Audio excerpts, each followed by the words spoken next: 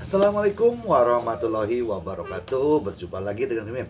Oke, kita lanjutkan ceritanya. Tapi seperti biasa yang belum tekan tombol like, bantu Mimin terlebih dahulu tekan tombol like. Bab 3499 ini adalah buku rahasia. 10 miliar. Suara pembawa acara bergetar, dan dia mengulangi kutipan Ye Chong dengan tidak percaya. Semua orang yang hadir menunjukkan ekspresi terkejut, dan mata mereka semua tertuju pada Ye Chong. Beberapa orang bahkan tanpa sadar berdiri, ingin melihat lebih jelas pria yang berani membayar harga setinggi itu. Hu Qiang sedang duduk di kamar pribadi, wajahnya sepucat kertas, dan keringat dingin di telapak tangannya membasahi sapu tangannya. Jantungnya berdetak seperti drum dan dia berjuang di dalam. Saat ini, lentera langit di atas kepalanya, yang awalnya merupakan tanda kecakapan memainkan pertunjukan, kini tampak agak panas. Kalau dia terus ngotot, berarti dia harus merogoh kocek 1.100.000.000 untuk membeli atlas ini. Sekalipun keluarga Hu kaya, 1 miliar pada dasarnya adalah sebagian besar tabungan keluarga mereka.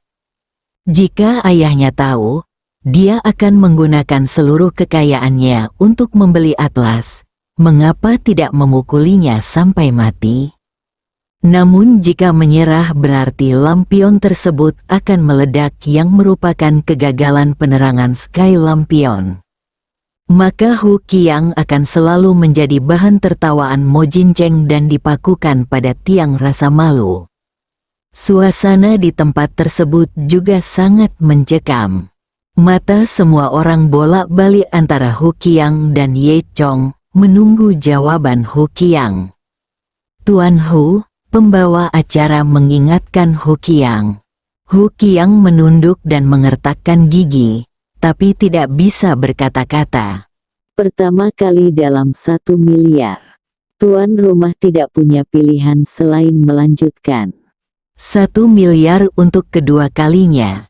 Jika Hu Qiang tidak merespons saat dia memanggil untuk ketiga kalinya, itu berarti dia akan terus menyalakan lentera langit secara default. 1 miliar, sebelum pembawa acara selesai berbicara, bibir Hu Qiang bergerak, dan akhirnya dia dengan lemah mengucapkan 3 kata, "Saya menyerah." 3 kata ini seperti bom yang meledak di tempat tersebut. Semua orang kaget dan merasa itu wajar. Untuk sementara waktu, diskusi muncul satu demi satu. Mereka tidak terkejut jika Hu Qiang menyerah. Lagi pula, siapa yang mau menghabiskan 1 miliar untuk membeli atlas jelek? Namun, semua orang menyesali putra tertua keluarga Hu gagal menyalakan lentera langit malam ini. Mulai sekarang, ini akan menjadi aib yang belum pernah terjadi sebelumnya dalam sejarah kota Mojin. Tuan Hu, apakah Anda yakin ingin menyerah? Pembawa acara menegaskan lagi, dengan sedikit nada serius dalam suaranya. Wajah Hu Qiang menjadi semakin jelek. Dia mengangguk, suaranya rendah dan lemah. "Saya yakin." Saat lentera langit dinyalakan, Hu Qiang merasa sangat bangga, tapi sekarang dia merasa sangat malu. Hu Qiang benar-benar malu kali ini. Seseorang berbisik, "Ya, penerangan lentera langit gagal. Hal ini jarang terjadi dalam sejarah lelang kota Mojin.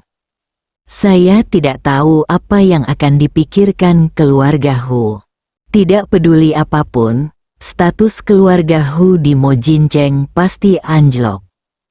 Hu Qiang duduk di kursinya, mendengarkan diskusi semua orang, dan hatinya dipenuhi dengan penghinaan dan kemarahan. Dengan kemampuan kecil ini, sebaiknya kamu tidak keluar dan mempermalukan dirimu sendiri di masa depan. Wajah Hu Qiang berubah menjadi ungu karena marah. Tiba-tiba dia berdiri, matanya merah, dan dia menatap Ye Chong dengan marah. Wah, jangan terlalu sombong. Masalahnya belum selesai. Saya tidak percaya kamu bisa menghasilkan 1 miliar. Jika kamu tidak bisa muncul, kamu akan mati lebih buruk lagi. Kamu ingin mati bersamaku? Ye Chong menawarkan 1 miliar untuk meledakkan lentera langit Hukiang. Maka Ye Chong harus mengeluarkan 1 miliar untuk membeli atlas ini. Jika Ye Chong tidak bisa mendapatkan uangnya, dia akan dipukuli sampai mati di pelelangan. Ini juga merupakan aturan untuk menyalakan lentera langit, hanya untuk mencegah seseorang menanyakan harga sembarangan. Setelah mengatakan ini, Hu Qiang mencibir dan memandang Ye Chong.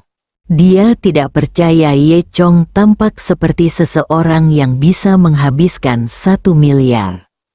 Dia mengira tawaran Ye Chong hanya untuk merugikan kedua belah pihak. Semua orang di sekitar juga banyak bicara. Ya, anak ini berani meminta harga sebesar itu. Tapi apakah dia benar-benar mampu membayar 1 miliar? Ini bukan jumlah yang kecil. Bahkan keluarga Hu yang menyentuh Jin Heng tidak akan mendapatkan uang sebanyak itu dengan mudah. Saya pikir dia tidak bisa memberikannya sama sekali.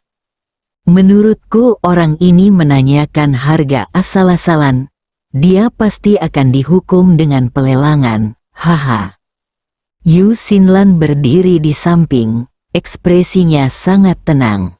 Dalam pikirannya, bahkan jika Ye Chong benar-benar tidak mampu membayar uangnya, itu tidak akan menjadi masalah besar. Bagaimanapun, dia tahu kekuatan Ye Chong dengan sangat baik. Dalam kasus terburuk, gunakan saja kekerasan untuk melawan mereka. Tuan, tolong bayar di tempat, kata pembawa acara dengan nada dingin. Beberapa preman dari pelelangan telah mengepung Ye Chong secara tidak sengaja. Menghadapi situasi ini, Ye Chong hanya tersenyum acuh tak acuh. Kemudian, dia mengeluarkan kartu hitam dari tangannya dan menyerahkan kartu tersebut kepada staf lelang. Pihak lain mengambil kartu tersebut dan memasukkannya ke dalam mesin kartu. Bip, dengan suara gesekan kartu yang tajam, mesin penggesek kartu menampilkan pesan yang menunjukkan bahwa transaksi berhasil. Staf lelang tertegun sejenak, lalu mengumumkan, transaksi berhasil, 1 miliar telah diterima. Suasana di venue kembali memadat, dan kemudian terjadi ledakan diskusi yang lebih intens. Semua orang kaget, mereka tidak menyangka Ye Chong, yang terlihat biasa saja, menjadi begitu kaya.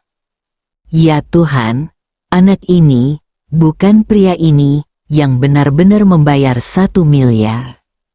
Bagaimana ini mungkin? Dia tidak terlihat seperti orang kaya.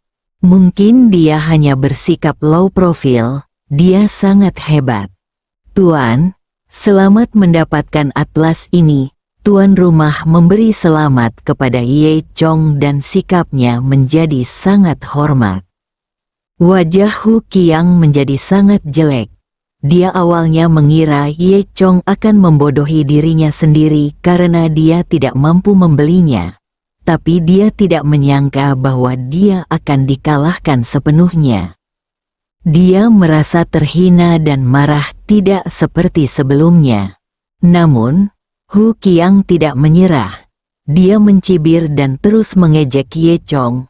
Kamu menghabiskan 1 miliar untuk membeli atlas. Hanya orang bodoh yang bisa melakukan ini. Saya akui kamu kaya. Tetapi kamu hanya orang bodoh. Ye Chong tidak marah saat dihadapkan pada ejekan Hu Qiang, dia hanya tersenyum dengan tenang. Kemudian, Ye Chong berdiri, berjalan ke meja depan, dan menerima atlas. Kemudian, Ye Chong berkata di depan umum, "Ini bukan atlas biasa, sebenarnya ini adalah buku rahasia." Semua orang yang hadir tercengang. Mereka memandang Ye Chong dengan bingung, tidak tahu apa maksudnya. Segera setelah itu, Ye Chong mengulurkan tangan dan mengambil atlas yang tampaknya kumuh. Dia dengan lembut membuka penutupnya, dan kemudian merobek lapisan luar atlas di depan semua orang. Saat sampulnya robek, kertas emas berkilau di dalamnya terungkap, yang ditutupi dengan kata-kata dan pola kuno. Ketika semua orang melihat ini, mereka langsung berseru, "Benar-benar ada dunia lain di sini." Mata mereka terbuka lebar dan mereka tidak percaya dengan apa yang mereka lihat. Buku peta ini sebenarnya menyembunyikan rahasia yang menakjubkan. Saat Ye Chong merobek semua lapisan luarnya, tampilan asli dari buku rahasia itu terungkap. Sebuah buku yang sangat sederhana dengan 4 kata, Sutra Hati Gadis Hujan, tertulis di atasnya. Mereka yang telah berhubungan dengan barang antik selama bertahun-tahun dapat melihat secara sekilas bahwa ini adalah harta karun yang sungguh tak ternilai harganya. Bab 3500 Rencana Cadangan Hokiang. Ini, apakah ini buku rahasia seni bela diri yang sebenarnya? Seru seseorang. Ya Tuhan, aku tidak menyangka ada harta karun yang tersembunyi di atlas ini. Wajah Hokiang menjadi semakin pucat. Dia tidak menyangka bahwa dia telah melewatkannya. Atlas ini benar-benar harta yang tak ternilai harganya. Dia merasa malu dan marah, tidak seperti sebelumnya. Meski banyak orang yang menyentuh Jin Heng adalah orang biasa, bukan orang dari dunia seni bela diri. Namun karena sifat khusus dari profesinya, mereka sedikit banyak mengetahui hal-hal di dunia pencak silat. Oleh karena itu, semua orang mengetahui nilai dari buku rahasia ini. Panduan rahasia latihan itu sendiri sangat langka di dunia saat ini. Entah berapa banyak keluarga besar di dunia pencak silat yang berlomba-lomba mendapatkan buku rahasia pencak silat. Orang-orang seperti Mo Jincheng, yang menangani makam kuno, adalah orang-orang yang memiliki peluang terbaik untuk berhubungan dengan teknik rahasia ini. Oleh karena itu, banyak orang di dunia seni bela diri yang datang ke Mo Jinheng dan menghabiskan banyak uang untuk membeli buku latihan rahasia. Jika Anda mendapatkan buku rahasia ini, meskipun Anda tidak bisa mempraktikkannya sendiri dan memberikannya kepada orang-orang di dunia seni bela diri, maka itu akan menjadi masalah besar bagi mereka yang menyentuh Jinheng. Sekalipun Anda mengeluarkan 1 miliar, jika Anda bisa membeli buku rahasia ini, itu akan menjadi untung. Jika Hokiang tetap bertahan, maka malam ini, karena menyalakan lentera langit, alih-alih diceramahi oleh keluarganya, dia akan sangat dipuji. Sangat disayangkan penglihatan Hokiang sangat buruk sehingga dia menganggap buku rahasia yang begitu berharga sebagai atlas yang tidak berharga dan melewatkan kesempatan bagus tersebut. Ini hanya berarti kemampuan saya tidak cukup baik. Jika lapisan kulitnya tidak terkelupas saat pulang ke rumah, itu dianggap kebaikan ayahnya. Memikirkan hal ini, Hokiang memandang Ye Chong dengan kesal. Dia tidak mengerti bagaimana Ye Chong bisa mengetahuinya. Kali ini, dia benar-benar kehilangan istri dan pasukannya. Ketika Ye Chong mengeluarkan buku rahasia yang tak ternilai harganya dari atlas, itu mengejutkan semua orang. Namun, dia malah melakukan tindakan yang lebih mengejutkan. Ye Chong menghampiri Yu Xinlan dan berkata kepada Xinlan, Xinlan, buku rahasia ini diberikan kepadamu. Ah, Yu Xinlan berdiri di depan Ye Chong, keterkejutan dan ketidakpercayaan melintas di matanya. Buku rahasia ini memang sangat langka untuk keluarga semi tertutup seperti miliknya. Yu Xinlan mengambil buku rahasia itu dan suaranya sedikit bergetar. Ye Chong, ini sangat berharga. Ye Chong tersenyum tipis dan berkata, tidak masalah. Mengingat hubungan kita, memberimu buku rahasia bukanlah apa-apa. Ye Chong benar. Buku rahasia semacam ini mungkin tak ternilai harganya bagi orang lain. Tapi bagi Ye Chong, itu hanyalah setetes air dalam ember. Dalam warisan Dewa Naga miliknya, ada banyak rahasia yang lebih maju dari ini. Setelah mendengar kata-kata Ye Chong, wajah cantik Yu Xinlan tiba-tiba memerah dan napasnya menjadi sedikit tegang. Ketika orang-orang di sekitarnya mendengar apa yang dikatakan Ye Chong, mereka terkejut. Menurut pendapat mereka, Versailles Ye Chong telah mencapai tingkat yang baru. Semua orang melihat pemandangan ini dan tercengang.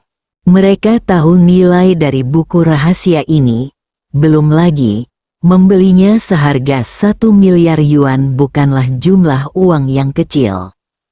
Ye Chong sebenarnya memberikannya pada keindahan ini dengan mudah. Tulisan tangan dan kemurahan hati ini mengejutkan semua orang. Pria ini sangat murah hati, dia menghabiskan 1 miliar, hanya untuk memberikannya kepada wanita itu. Haha, kamu cemburu. Kalau kamu cantik sekali, mungkin dia bisa memberimu salinannya. Ya, orang-orang dulu mengatakan bahwa Hu Qiang adalah anak yang hilang. Tetapi sekarang tampaknya pria ini adalah orang yang benar-benar kaya.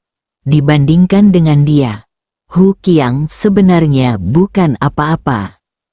Dan orang-orang yang awalnya mengikuti Ye Chong dan Hu Qiang untuk menonton kesenangan itu juga mulai membicarakannya. Mereka akhirnya memahami bahwa sumber daya keuangan dan kemurahan hati Ye Chong jauh melebihi imajinasi mereka. Hu Qiang berdiri di samping, ekspresinya sangat jelek. Dia awalnya berpikir bahwa sumber daya keuangannya cukup untuk membuat Ye Chong kewalahan. Tetapi sekarang dia menyadari bahwa dibandingkan dengan Ye Chong, dia kalah telak. Bukan hanya dari segi kekayaan, tapi juga dari segi kemampuan, ia kalah jauh. Memikirkan hal ini, Hu Qiang tampak semakin kesal. Setelah Ye Chong memberikan buku rahasia itu kepada Yu Xinlan, dia menoleh ke arah Hu Qiang. Apa, Tuan Hu? Apa lagi yang ingin Anda katakan? Itu benar. Bukankah kamu hebat pada awalnya? Apakah kamu ingin memberiku sesuatu yang lebih berharga daripada? Ye Chong juga tertawa. Hu Qiang menunduk dan mengertakkan gigi, tapi tidak bisa berkata-kata. Dan Yu Xinlan memegang buku rahasia itu erat-erat. Matanya menatap Ye Chong dipenuhi dengan emosi yang tak terlukiskan. Dia merasa bahwa hati Ye Chong lebih berharga daripada harta apapun. Dalam lelang berikutnya, Hu Qiang tidak berpartisipasi lagi. Dan Ye Chong tidak menawar, yang tampaknya sedikit hilang. Setelah pelelangan berakhir, Ye Chong dan Yu Xinlan meninggalkan tempat tersebut bersama. Punggung mereka menjadi fokus diskusi semua orang. Semua orang melihat ke belakang dan banyak bicara. Begitu kedua orang itu keluar dari pintu, mereka dihentikan oleh Hu Qiang. Berhenti, kata Hu Qiang dengan dingin. Ye Chong berhenti dan menatap Hu Qiang dengan dingin.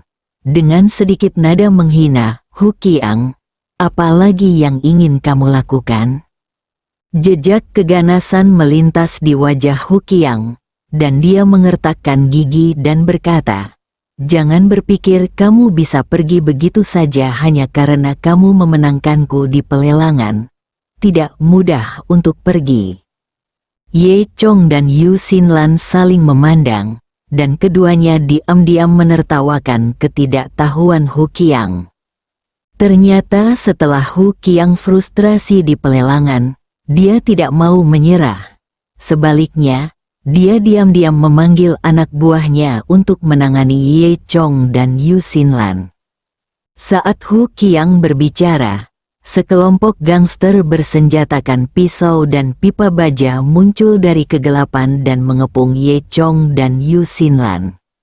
"Ye Chong, aku menyarankanmu untuk bersikap bijak dan pergi bersama bangsaku."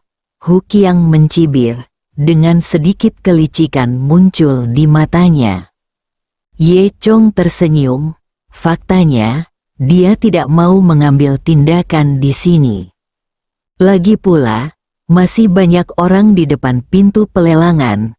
Jika Anda menunjukkan kekuatan Anda di sini, Anda pasti akan menarik perhatian yang tidak perlu.